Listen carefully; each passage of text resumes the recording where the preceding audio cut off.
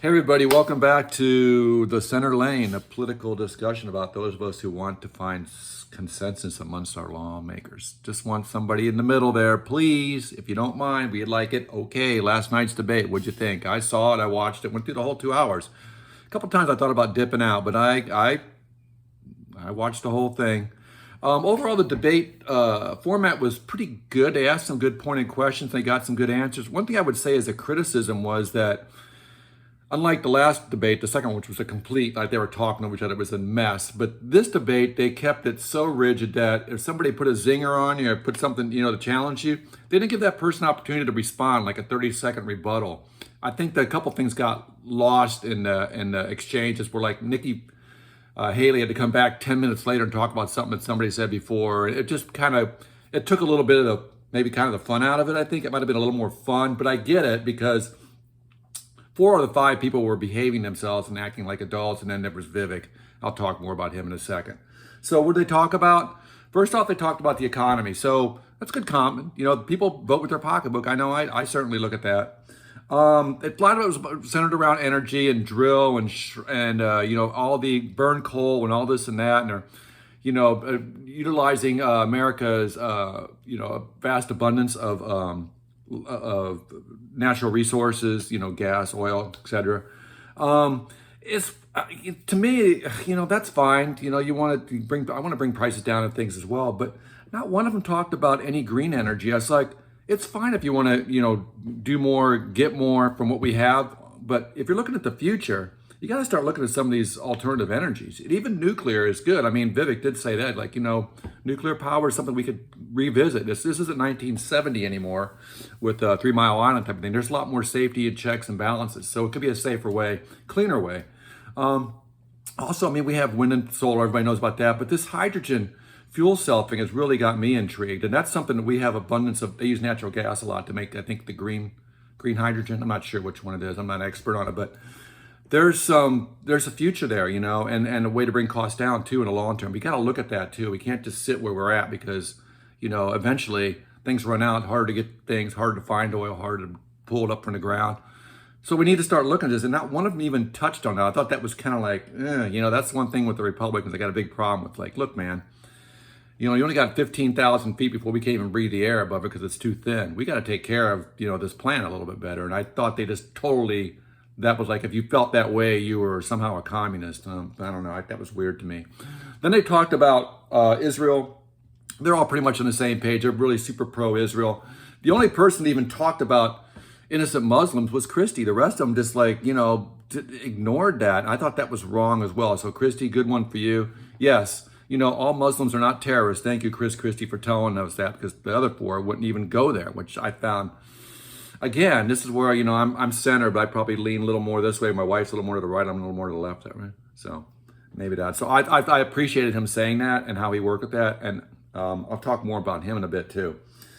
The abortion issue, Nikki Haley really shined on that. She's got the best, most common sense thing. And she revisited that again last night. She articulated it well. She comes across as a real person too. That's one of her real strengths.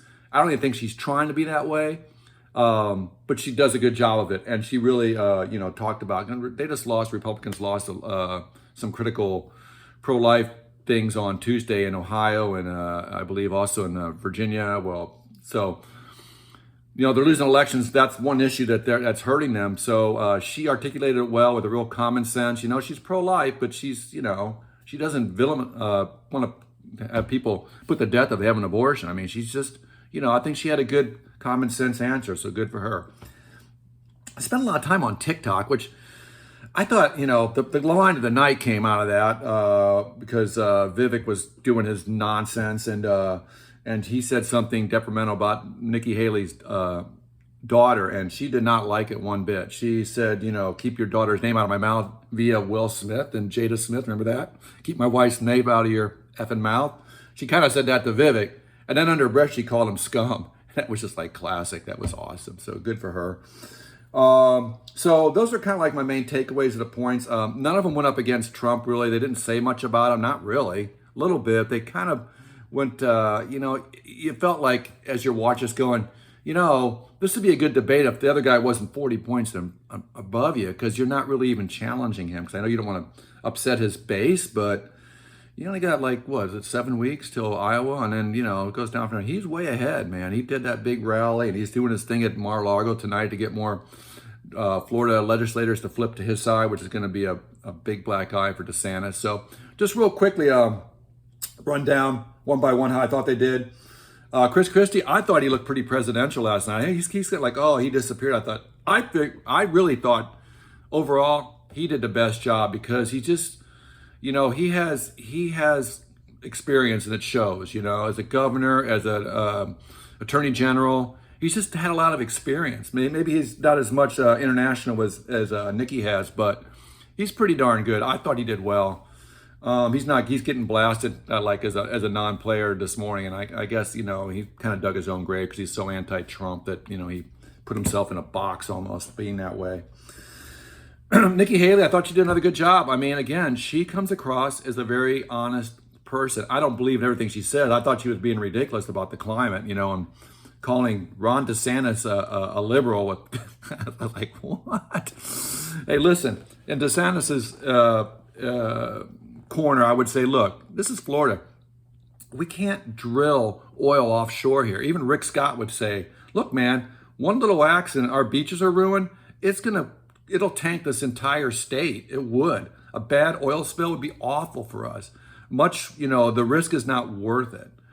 So I think he didn't want to say that out loud. Rick Scott would have, but Ron DeSantis, being how he's trying to be fit everybody's box so thinks he's going to pull this thing out. So that brings me to Ron DeSantis, I guess. I mean, that's kind of what I thought. He, again, seems very rehearsed. His answers, he's still going to shoot drug dealers cold dead when they come across the border. I don't know how he's going to determine who's doing what and who gets shot and who doesn't. I mean, we're going to murder people down there? We don't even know what's going on. I would say this to you, Ron DeSantis. There's a movie called Maria Full of Grace.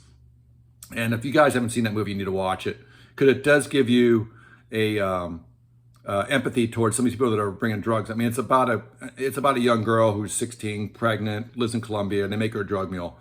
That's all I'm going to tell you. It's a really great movie, actually, and it's a lot of truth to it. And it's older. I think it's about 20 years old now. I know it's been a while, and it's also in Spanish, but it's dubbed. Subtitles on the bottom.